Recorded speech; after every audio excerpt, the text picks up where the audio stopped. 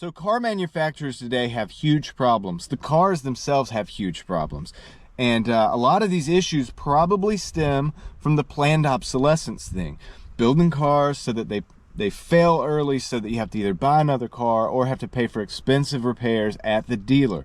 And the dealer holds on to a lot of the capabilities to do these repairs for a good period of time after the car is built, so that you're almost forced to either have to go back to them or then make a deal with them on a new car. It's a big mess. So reliability is a problem, quality is a problem, affordability is a problem. And also the freedom and the ability to actually fix your own vehicle. Now, there are solutions to this, and I think this could be a huge opportunity for a company that wants to make a name for itself, or even some of the American companies that need to turn over a new leaf, and some of them do need to turn over a new leaf. Let's just be real. So what would the solutions be? I'm going to get into that in a minute, and I think 90s Honda is a good example of part of what that could be and look like. But first I'm going to step away from cars for a second and just tell you something that I witnessed and observed the other day, and it got me thinking. So I'm in restaurants picking up orders a lot. I'm in a restaurant, it's a burger joint. They switched the counter register over to these screens so that you make your order on the screen, and then you either have to, if you have to pay cash, you still have to pay a cashier. They have to stop and come up and actually take your cash. But if you're not, if it's cashless, then you can just you place the order and you go stand around and wait for the order, and it goes back to the kitchen. And there's a couple in there and they're trying to make their order, and it's taken forever because the screen keeps malfunctioning. So then they ask the employee, well, can't you just take our order? And he says, I don't know if I can. And then they say, well, the screen's malfunctioning. And so he has to go get the manager. The manager has to come out and try to figure out what's going on with the screen. It takes a bunch of time up. And I'm thinking to myself in my head, I'm like, dude, back in the day, you just went up to the counter and you told them what you wanted. They wrote it down with a pen and pad, like a paper receipt, and then they would just take that back to the kitchen, and then they could make the order. They would have already been making the order by now. So it's kind of crazy. So the question with this whole story being, technology is good, and it does a lot of interesting things for us, right? But there's got to be there's like a limit, probably a point of diminishing returns where it doesn't make sense anymore. You've still got to have an employee in there to take the cash if they want to pay cash, and they did. So they got to go and pay the employee now, and he's got to stop doing what he's doing. Why can't he just come up and take the order? Then you don't have to have the screens, you don't have to worry about the malfunctions, and it can actually be done a lot quicker. You just tell them what you want, they write it down, and they just take the check back, and then they start making the food, right? It worked great. The technology the only reason it makes sense to have that technology is to eliminate the human from the situation altogether, and that might be part of why they're doing it. But that being said, with things the way they are now, you need an individual in there. It does not make sense to have those screens, right? Because then if you have a problem, you still have to call the person. It just doesn't make sense. So that's an example of where technology might be going a little bit too far, and it's not necessary. You're just adding complications where you don't need them. And that's part of the problem with the new cars. Adding complications where you don't need them. Now, CAN bus systems look simple from the outside because it's just the one system and everything is tied to it.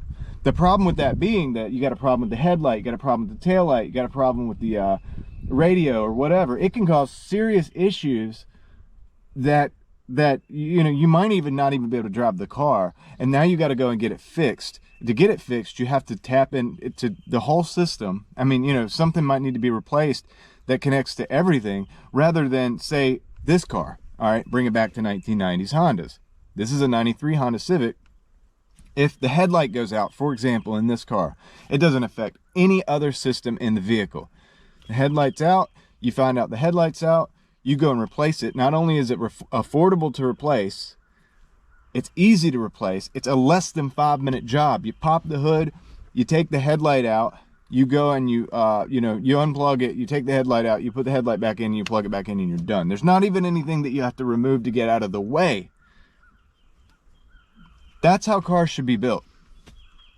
Another thing, this car shares a platform with other cars.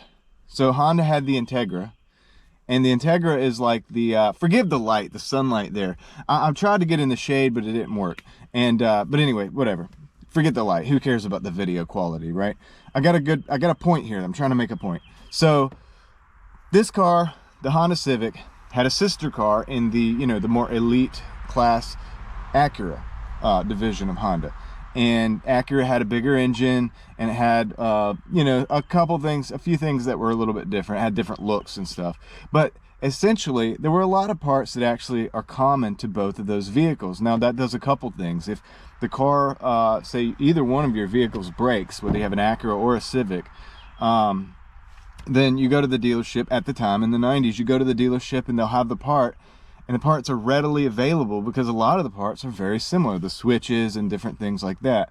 There's no reason to have, you know, this proprietary stuff for each vehicle. You have kind of a line of vehicles that work together, and it's better for the dealership, it's better for the customer, it's better for the affordability of the vehicles and the fixability of the vehicles, okay? And then long term down the line, say it's 20 years down the line, and now you blow a head gasket.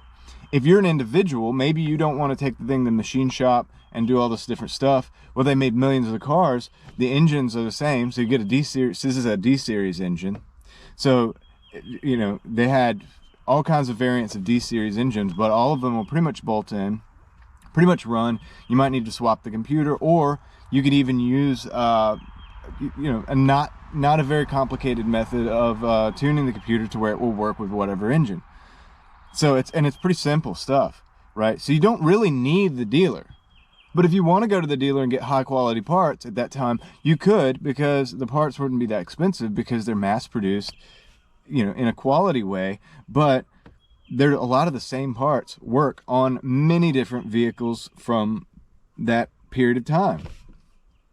To me, that makes sense. So a company today, if they were going to make a new car and want to make a name for themselves, I think to stand out from the pack, what they could do is they could build a car that they're using, you know, the same platform essentially for all the cars, kind of like they did with Honda, or at least it can be similar. And that way that they can have, they don't have to build parts for each individual car specifically. A lot of shared parts means the cost goes down on those parts, the cost goes down on the production, the simplicity of fixing them. You could get away from the CAN bus system. Just go back to like having the headlights just wired into the switch.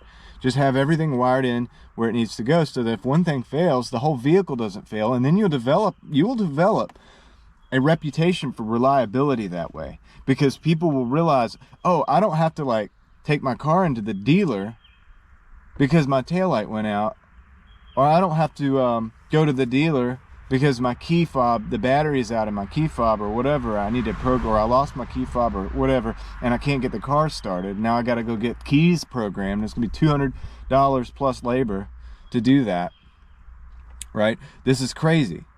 It's gotten to the point where it's nuts, and a solution could be something that could make or break a new company. I mean, a new company could come out with a vehicle that was, you know, somewhat affordable, just make it very reliable, and build it with future generations of that vehicle in mind. In other words, where you don't have to change too much on the vehicle. You can kind of keep it the same. Why?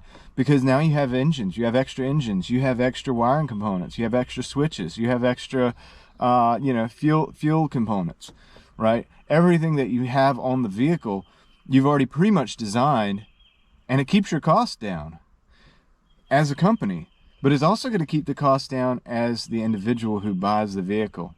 And the cool thing about that is if you build that vehicle and you build it in America, because we're at a perfect period of time to start doing something like that. You got to build these factories and stuff. Why not build a factory for this? And after a while, that car is going to get a reputation, and people are going to want it. Why? Because it's simple, because it's well built, because you can maintain it, because it'll last for years if you want, or you can trade it in for a new one at a good price. And people overseas will want it, and you'll be able to sell that car to everybody in the world whose governments will allow it, and they'll want it and they'll buy it because it's better than most of what's on the market, because the cars are overpriced, they're overcomplicated, they're not reliable, they're not lasting very long at all, and then people are going to having to go buy new cars, and they're maintaining this, and you're losing freedom, you're losing value. So as the consumer, we need to push car companies to kind of go towards this direction. in my opinion. Everybody's entitled to their opinion, and I'd love to hear yours. Let me know what you think about this in the comments.